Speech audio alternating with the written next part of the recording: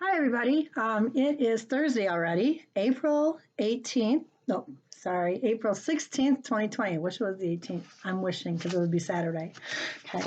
I wanted to start today with argument. I wanted to go over what we went over yesterday because this is the beginning of modes of writing. And modes of writing, I went right into, I skimmed over description, expository, narration, and persuasion. Persuasion and argument is what I'm going to be focusing on because I really want to get into how do you write argumentatively, how do you write persuasively properly, because that is going to be the biggest bang for your buck. You've already had all the information for descriptive, expository, narration type writing since you were in kindergarten.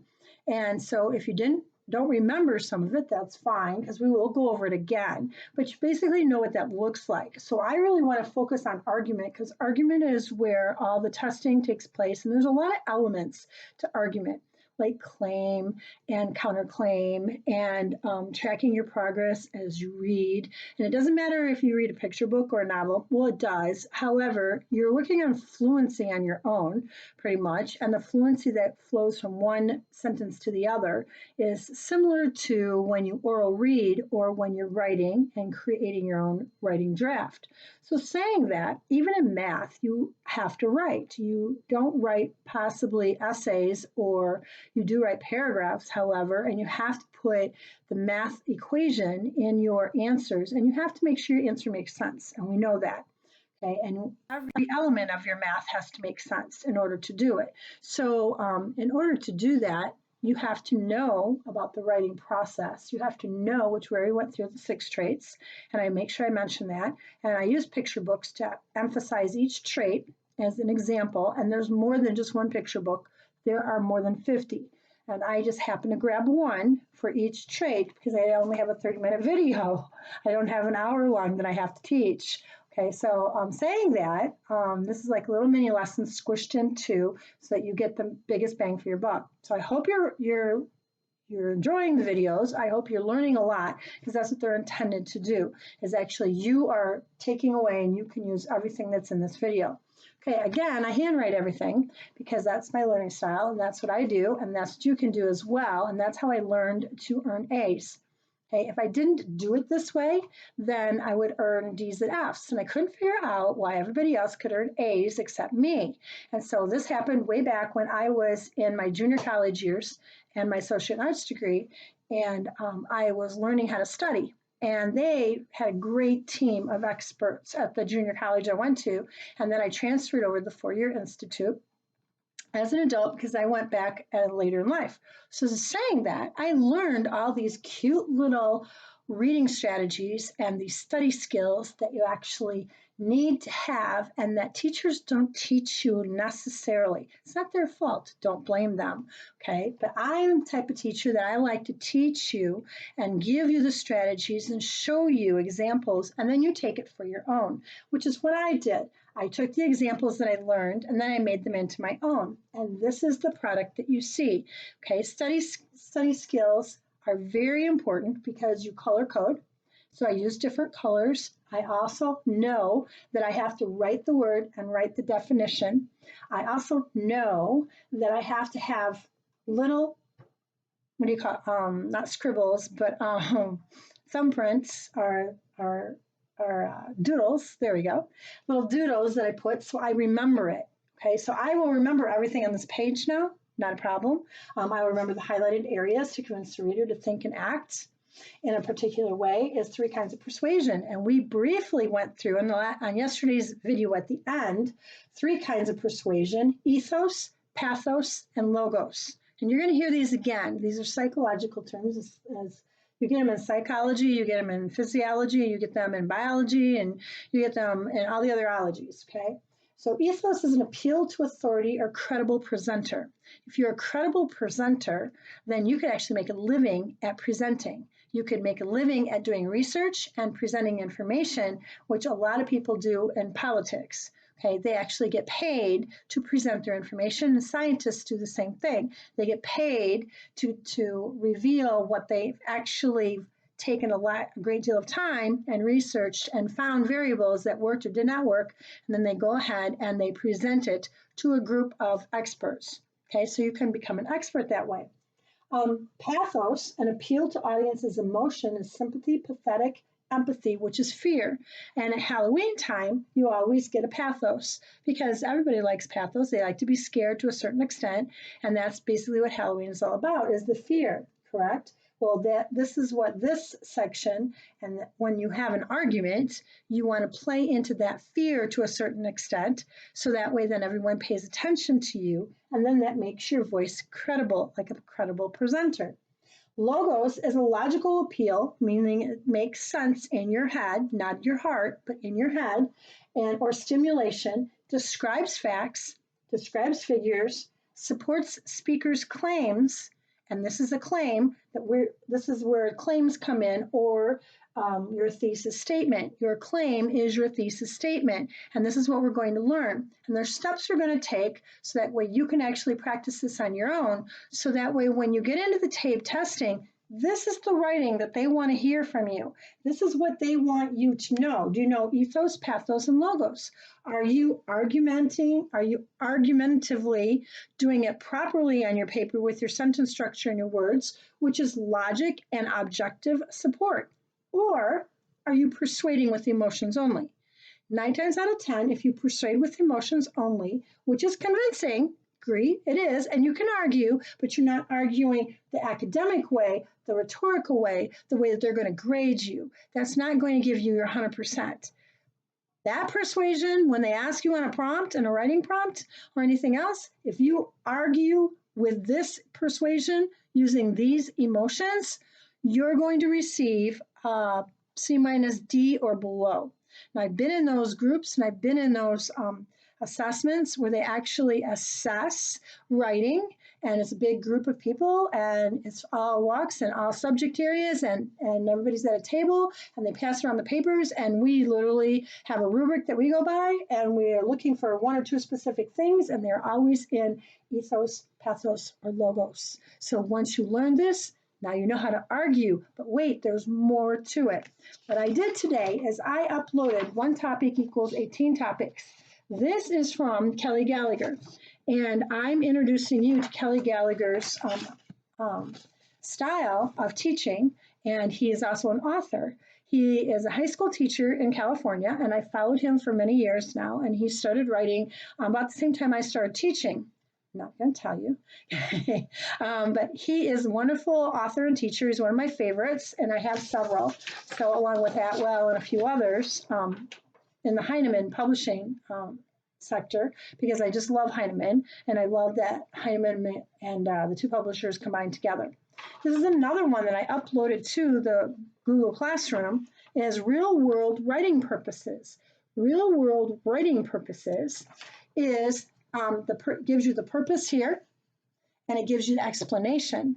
So the purpose is express and reflect, and the writer, you, express or reflects his or her own life experiences. Wait, that's journal writing that I asked you to do. Real world writing. I asked you to do that. That's part of ideas, is it not? An organization, and you can use fluency, and then you can go ahead and use word choice, and you can have that flow, fluency, that actually fits into the organization, that fits into the word choice, that fits into the ideas, that fits it. Oh my gosh, I could go on and on. Inform and explain. If you're informing and explaining, this is real world, then the writer states a main point and purpose, tries to present the information in a surprising way. So you could actually write about yourself, often looks backwards in order to look forward, as the experience is for express and reflect. So you're reflecting and expressing, and you can inform and explain about your experience during this pandemic. If you did a journal write every single day, you say day 15, day 12, day 23, however, and you can look back and you can, like the videos are dated, you know, which day is today. And I didn't do the days, but I did the dates. I did like Monday, Tuesday, Wednesday, but I didn't do like day 1, day 2, day 3 of the pandemic. I did it actually like today's Thursday, April 16th. That's what I did on my videos. But you can go ahead and count them because they're all listed now and they're all up online on the Google Classroom. They want you real world writing is what they want when they want you to do the tape writing and reading. They want you to apply your real world to the writing purpose that they're asking you to do, which is 6 traits which is the modes of writing, and you have to know which mode or literary device that you're using. You have to have an extensive dictionary, like here, your words and dictionaries, so you use it correctly and properly. You have to not persuade with emotions, you have to argue with logic, with an appeal, similar to a court of law, like you're an attorney. Pathos, an appeal to the audience's emotions, sympathy, or play into their fear as well. Okay? There is one more type of persuasion that's hardly mentioned, but I do put it on here because it is kairos, I believe you pronounce it Kairos, and it's equal time and place used to create pressure like sales and discounts. If they want you to buy something or at the last minute or right before the end of the year, they'll give this huge major discount. It's a good marketing tool. This is used a lot in marketing to actually when they want to sell something, so they want you to purchase something. So logos here enhances ethos here, and I said this at the end of the video yesterday. So your logic enhances your credibility appeal. So if you are credible and you have done your research correctly, then your logic thinking plays into, oh, this person did the research, which is your works cited page, which is citation of support, and therefore then you appeal to your audience through either sympathy or empathy or fear. One of those are always in play. So you're planning out, convincing the reader to think, but you're logically and adding an objective support. So hopefully you're saying, okay, I got the logic because you said the logic here, Ms. G, but what is the objective support? Thank you for asking. This is the objective support. One topic equals 18 topics is the objective support, because I'm going to show you this is yours to use. You can put your own score, express and reflect. You notice they're the same. I'm reading you examples, but you're going to complete this one topic equals 18 topics yourself when you go ahead and start your writing, no matter what you're writing about. It can be math, it can be new learning, it doesn't matter. So you're going to use these. Evaluate and judge. The writer, who is you, focuses on the worth of the person, object, idea, or other phenomenon. Usually specifies the criteria to the object being seen as good or bad.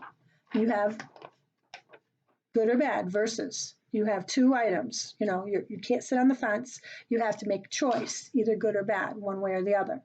Inquire and explore is another real-world writing. The writer wrestles with a question or problem, hooks with the problem, and lets the reader watch them wrestle with it. So they actually are transparent, saying, this is my problem, and I'm really struggling with this. And so because this is my problem, I'm going to offer my steps in how to do it, just like I'm offering my steps to you in how to write argumentatively, not persuasively with emotions.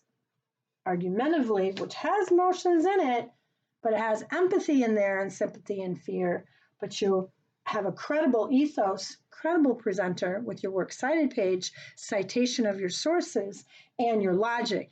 Now do you see the MLA format coming into play? Now do you see why they have a universal rule, MLA, that you need to cite your papers? Every paper you write should have a works cited page. You need at least 3 sources for citations. Otherwise, you don't have ethos. It's gone. It's not there. If you don't have ethos, you can't have logos because it's not logical. So therefore, we cannot grade it, and therefore it cannot be. See how it makes sense? Analyze and interpret. Wait, here is the purpose. Do you notice, and you will notice if you don't now, because I haven't got there yet, that Bloom's taxonomy revised is where I'm going with this. Because this attaches to Bloom's taxonomy, attaches to 6+1 writing traits, attaches to the modes of writing, attaches to argument, attaches to persuasion, attaches to rhetoric. Oh my gosh, it all makes sense. It's the puzzle fitting together. I'm getting excited, sorry. It's like, but this is what you need to get your A in TABE writing, in TABE reading. This is going to make the difference for some of you to TABE out and to get that high score. And once you start writing like this, and they ask you to write, even a small snippet or summary is going to explode off that page, and the computer is going to read it. The computer is going to go high score automatically. We've proven it in new learning over and over again. You know it works. This is the same process. This is the same outline. It's a backward design. It works, and to your benefit, because you guys want to earn 100%. I want you to earn 100%. I'm trying everything I can to let you earn that 100%. But what do you have to do? You got to do the legwork. You got to do what it's asking us to do here, correct? One more, take a stand. You guys all know how to take a stand. You guys all know how to stand your territory, and you do it firmly at times. Purpose a solution. That means, or propose a solution, excuse me, for your purpose.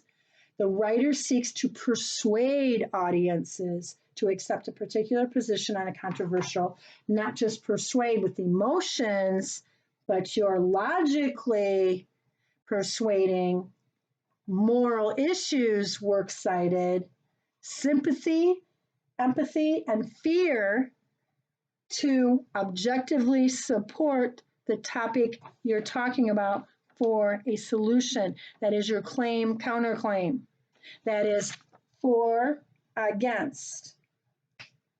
For, against, compare, contrast. Why do they think they teach you compare, contrast in the reading strategies when you're younger? Because they're going in this direction. They know that you're going to need this. This is taking a stand. This is arguing like a debatable professional. Okay, this is all adapted from Reading Rhetorically by Bean, Chappell, and Gilliam. This is the appendix for a copy that Gallahan uses. Oh, actually, Gallagher uses. There we go. Okay. So then I have another one here. Track your writing chart.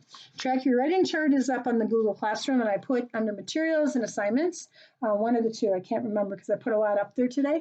So you have to look around. But this is your narrative writing, informative writing, argumentative writing, and poetry. You notice persuasion is not on here at all. And it's track your writing chart. You can add it on here if you want, but I would rather you keep argumentative writing because I don't want you to write persuasively with emotions. I want you to practice the ethos, pathos, and logos argument writing, which is logical and objective support. Objective also means your goal. Objective also attaches to all the standards and the substandards that are in that you need to know and understand. So this is basically your guide to writing down the titles of how many narrative pieces or informative have you written. And you could go back to actually 6th, 7th grade if you wanted to, or maybe go back to 3rd, 4th. Or you have a favorite piece there. Some of you have rap and poetry, but I'll bet you anything, argumentative writing, you have hardly nothing because they don't focus on this until high school, which is terrible. I focused on it when I was a middle school teacher. And my middle school students were ready for high school because of argumentative writing, because you have so much of the rest up until this point in time. You don't get to practice it, and you only have 4 years to practice argument writing before, not even that, because you get tested in 8th, 10th, and 12th grade. And it's just like, and 4th, 8th, and 10th grades are your 3 grades that you get practice, and 4th grade hardly ever touches argument writing at all. They have begun in the northern states, but they hardly ever touch it, which I think is terrible because you need time to practice. You need time to practice this. How would you do this? Well, I have examples, concrete examples and things that I made up today. As you can see, my paper is ready to go on this, and it's already 18 minutes, so I don't have much time. So this is going to be tomorrow's video too.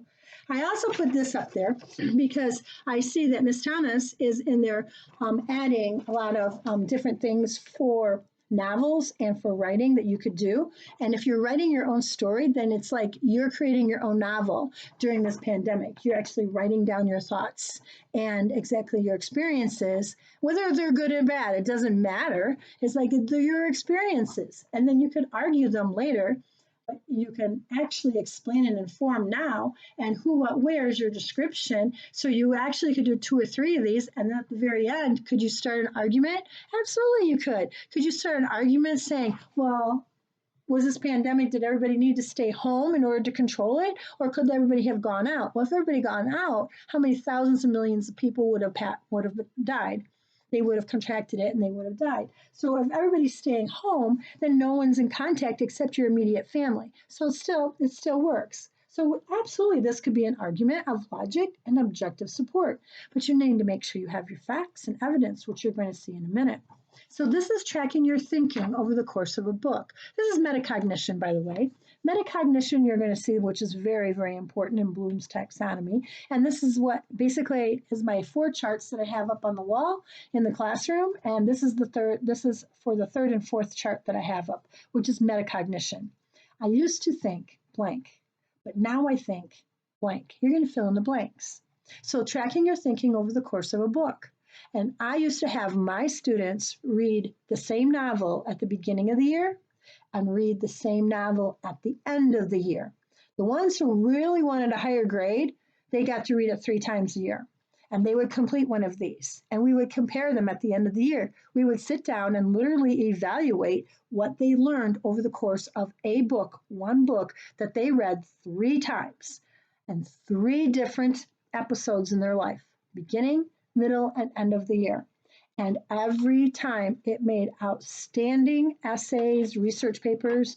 It was phenomenal. Autobiographies, I just loved them because it told a lot about them as a character. But they're using a character in a novel actually to write and answer these, which gives you practice for writing your own story in your own life. See, we all can be a character in a book. Every single one of us. Every single one of our lives could be a character in a book or can be a novel itself.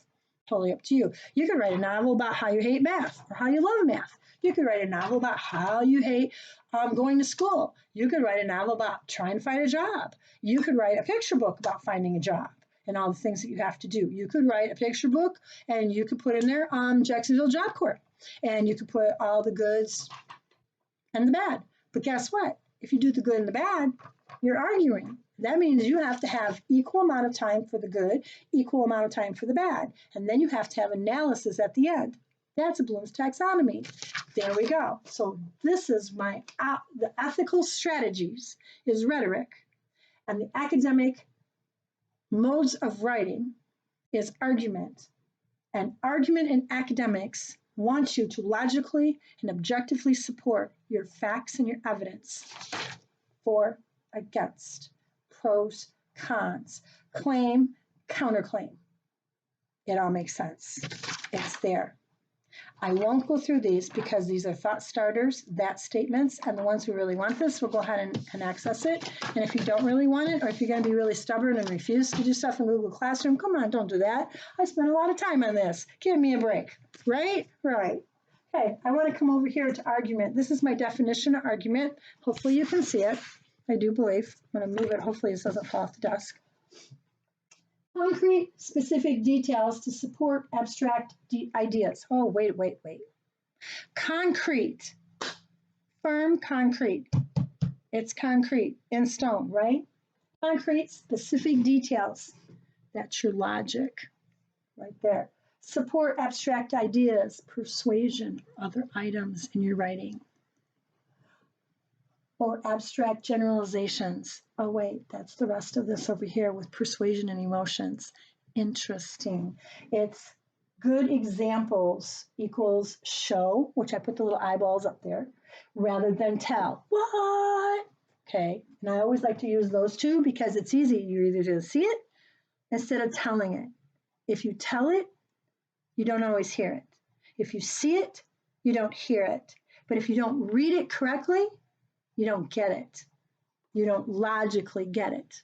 You don't have the evidence in here, which is what you need to argue. Make sense? Strong essays are scores of 5 and 6 on 6+1 writing traits that I already went through, so you know what strong is, you know what exceptional is, you know what's required, which is why you should always ask for a rubric in every class, because that guides you and teaches you what exactly do you have to know. What exactly are they requiring you to do, to tell, to show? Does my answer make sense on the assessments? That's what should be required for you. It supports you. I also use good examples to support thesis to convince or persuade the reader. Thesis, again, is logic, speaker's claim, counterclaim. Your thesis is in there somewhere. Your thesis is your claim, counterclaim. Positive, negative, for, against. Okay, owlpurdue.com. Logos has inductive reasoning and deductive reasoning. I didn't fill these in. Inductive reasoning and deductive reasoning, I'm going to do that logos later on, after, because I want to go ahead and get to this first. I want to move to argument. I want to move to Gallagher, and Gallagher basically outlines this beautifully before I go to inductive and deductive reasoning, which is more inductive and deductive reasoning is a math term, and they incorporate the math, and you're going to understand it in math terms a little bit better. But I want to definitely look at how Gallagher sets this up because he does it perfectly. He's right on target. This is your learning target guide. So I incorporate the learning target guide first so that you understand what argument is. That argument is logic and objective support. Learning target, having an argument versus making an argument. Two different things. They're not together. They are two separate. So when you have an argument, you have different elements than if you make an argument. Okay? Do you know the difference, and can you speak it? Can you write it? Can you tell me in a complete sentence?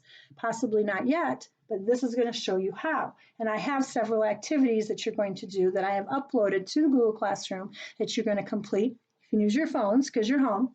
Okay, so students will be able to articulate the difference between making an argument and having an argument in order to prepare for writing argumentative essays. That's my objective.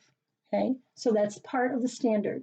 Activity 1 is a pair share. So of course you can call somebody up and you can do it together, or somebody else you know in the classroom. So I want you to think. This is logic, right? Think. Recall a recent argument and answer the following questions in complete sentences. Upload this course.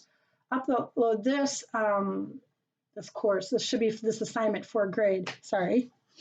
Let's make the correction. Assignment. It's not going to fall now. There you go. So upload this assignment for a grade. Oh, there it goes. This is only a magnet. So. There we go. There it goes. Sorry. Oh my goodness. It's only a magnet sitting up there, so those are all magnets. It's like too funny. So it comes down every so often. Makeshift. Okay. What was the argument about?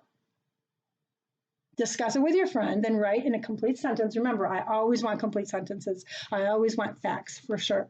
Definitely. That is so important for the facts. Okay. How did you behave during the argument? What did you say?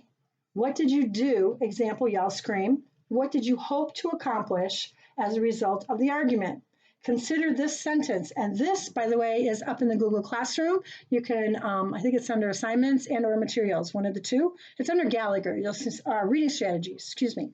Because I put it under reading strategies. I didn't put it under modes of writing because this has more reading strategies embedded in it, even though it's about modes of writing. And you know it's about modes of writing, but you're seeing this reading strategies. You're seeing those requirements of the standards of reading come through as it plays out across all subjects in everything that you do. Okay, so what, how, what, and consider the sentence. The judge listened carefully as each lawyer argued his or her position on the matter. How is this different than the argument you described up here that you had with someone else? Where you yelled and screamed, stomped your feet, whatever. How is that different in the court of law? I need you to explain, name, list at least 4 reasons, description, and tell of how this sentence is different than the argument you had. And I'm coming up on the hard break, So partner with someone else. Remember, you can use your phone, share your responses, then write them down. Having an argument is different than making an argument. That's what this purpose is. We are going to learn how to make an argument the way the lawyer might have made it. So we're not yelling and screaming, we're not and pouting or anything. We're doing it this way. The judge listened carefully as each lawyer argued logically, objectively, using facts and details. There is no emotion whatsoever. And I'm done. So for today, you guys take care, stay safe, and stay home, okay? I'll see you tomorrow. Bye. Miss you a lot.